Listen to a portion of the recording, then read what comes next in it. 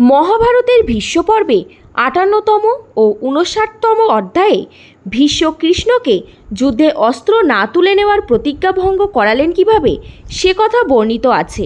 কুরুক্ষেত্রের যুদ্ধের আগে শ্রীকৃষ্ণ প্রতিজ্ঞা করেছিলেন যে যুদ্ধে সরাসরি অংশগ্রহণ করবেন না তিনি শুধুই অর্জুনের রথের সারথি হবেন। নিরস্ত্র থাকার প্রতিজ্ঞা করেও কেন কৃষ্ণকে অস্ত্র তুলতে হয়েছিল? ভীষ্ম কি সত্যিই শ্রীকৃষ্ণকে প্রতিজ্ঞা ভঙ্গ করাতে পেরেছিলেন? চলুন আজকের এই ভিডিওতে তা আমি আপনাদের সামনে তুলে ধরব। নমস্কার, মহাত্মা কথা চ্যানেলে আপনাদের সকলকে স্বাগত। ভিডিওটি স্কিপ না করে শেষ পর্যন্ত দেখার জন্য অনুরোধ রইল। যুদ্ধের তৃতীয় দিনে পাণ্ডবেরা অর্ধচন্দ্রব্যূহ এবং কৌরবেরা গরুর ব্যূহ তৈরি করে যুদ্ধ শুরু করেন। সেদিনের যুদ্ধে ভীষ্ম, দ্রোণ, অর্জুন, ভীম, ঘটোৎকচ, ধৃষ্টদ্যুম্ন, যুধিষ্ঠির, নকুল, সহদেব প্রভৃতি পাণ্ডব ও কৌরব পক্ষের মহাযোদ্ধারা সবাই বিপুল বিক্রমে যুদ্ধ করতে থাকেন। দুই সৈন্যদলেরই হাজার হাজার যোদ্ধা মারা যেতে থাকেন। যুধিষ্ঠির এবং ধৃষ্টদ্যুম্নের পরাক্রমে কৌরব সৈন্যদলের কাছে ক্রমেই অসহ্য হয়ে উঠতে থাকায় ভীষ্ম এবং দ্রোণ নিজের সৈন্য নিয়ে এসে তাদের দুজনকেই আক্রমণ করেন, কিন্তু কোনোভাবেই পাণ্ডব পক্ষের এই দুই বীরকে আটকানো সম্ভব হয় না। মহারাজ যুধিষ্ঠির এবং পাঞ্চাল কুমার ধৃষ্টদ্যুম্নের হাত থেকে বাঁচতে ভীষ্ম ও দ্রোণের সামনেই কৌরবদের সৈন্যরা যুদ্ধক্ষেত্র ছেড়ে পালাতে থাকে। এই ঘটনা দেখে দুর্যোধন ভীষণ রেগে যান।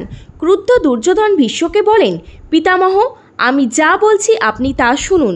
দ্রোণাচার্য, অশ্বত্থামা, কৃপাচার্য প্রভৃতি মহাবীরেরা এখনও বেঁচে আছেন, তবুও আপনাদের সামনেই পাণ্ডবদের ভয়ে ভীত আমাদের সৈন্যরা যুদ্ধক্ষেত্র ছেড়ে পালিয়ে যাচ্ছে।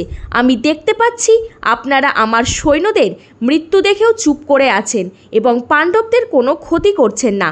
এতে স্পষ্টভাবে বোঝা যাচ্ছে যে আপনারা সবাই পাণ্ডবদের সঙ্গে পক্ষপাতিত্ব করছেন। যদি আপনার এটাই উদ্দেশ্য ছিল, তাহলে কী কারণের জন্য আপনি আমাকে আগে একথা বলেননি? একথা জানলে আমি কখনোই পাঁচ পাণ্ডব, সাত্যকী ও ধৃষ্টদ্যুম্নের সঙ্গে সামনাসামনি যুদ্ধ করতে যেতাম না। শুধু আপনার এবং গুরু দ্রোণের কথা শুনেই আমি এবং আমার ভাইরা কর্ণর সঙ্গে এই যুদ্ধ করতে রাজি হয়েছি। যাই হোক, যদি আমাদের পক্ষ ত্যাগ করার কোনো উদ্দেশ্য আপনাদের না থাকে, তবে দয়া করে নিজের সমস্ত শক্তি দিয়ে যুদ্ধ করুন এবং কৌরব পক্ষের সৈন্যদের রক্ষা করুন। দুর্যোধনের এমন কটু কথা শুনে পিতামহ ভীষ্ম খুব দুঃখ পেলেন। তিনি বিষণ্ণ গলায় দুর্যোধনকে বললেন, দুর্যোধন, দেবতাদের সবাইকে নিয়ে নিজে দেবরাজ ইন্দ্র যুদ্ধ করতে এলেও তারা পাণ্ডবদের হারাতে পারবেন না। একথা আমি আগে তোমাদের বারবার বলেছি। তোমরা তখন অহংকারে মত্ত হয়ে আমার কথায় হেসে উড়িয়ে দিয়েছিলে। যাই হোক, আমি বুড়ো হয়েছি, তবুও আমি আমার সাধ্যমতো সর্বশক্তি দিয়ে পাণ্ডবদের হারানোর চেষ্টা করছি। তোমরা দেখো, আজ আমি সৈন্যদলের সঙ্গে পাণ্ডবদের অবশ্যই আটকে দেব। এই কথা বলে মহাবীর ভীষ্ম ভীষণ রেগে গিয়ে নিজের সমস্ত শক্তি ব্যবহার করে ভয়ঙ্কর যুদ্ধ আরম্ভ করলেন। বিপক্ষ দলের কোনো যোদ্ধাই তার সামনে বেশিক্ষণ টিকে থাকতে পারলেন না।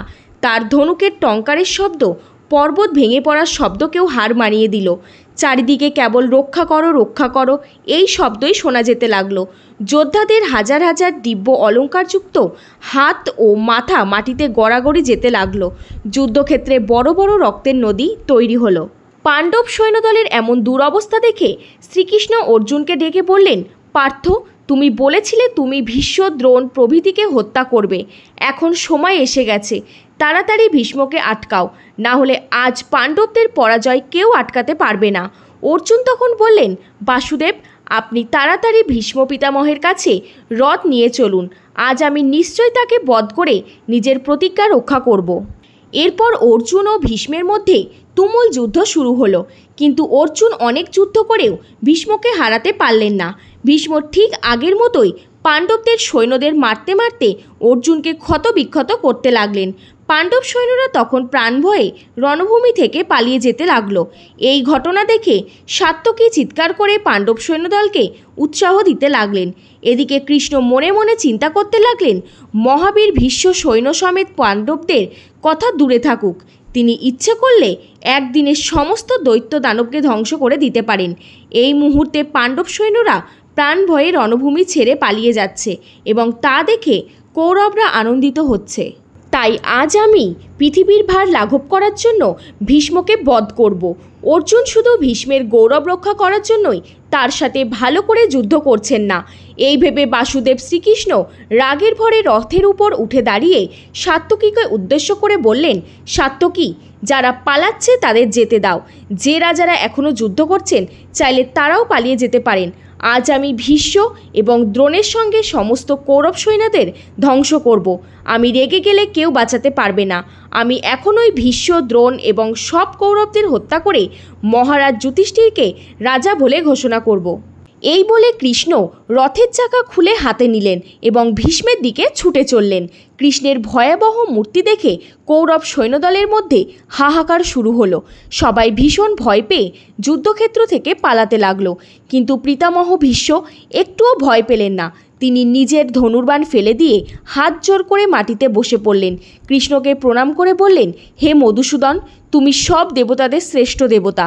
আজ যদি তোমার হাতে আমার মৃত্যু হয় তাহলে আমার অবশ্যই স্বর্গ লাভ হবে। এই আমি অস্ত্র ত্যাগ করলাম। এসো, আমাকে বধ করো। এই সময় অর্জুন ছুটে এসে কৃষ্ণের পা জড়িয়ে ধরলেন।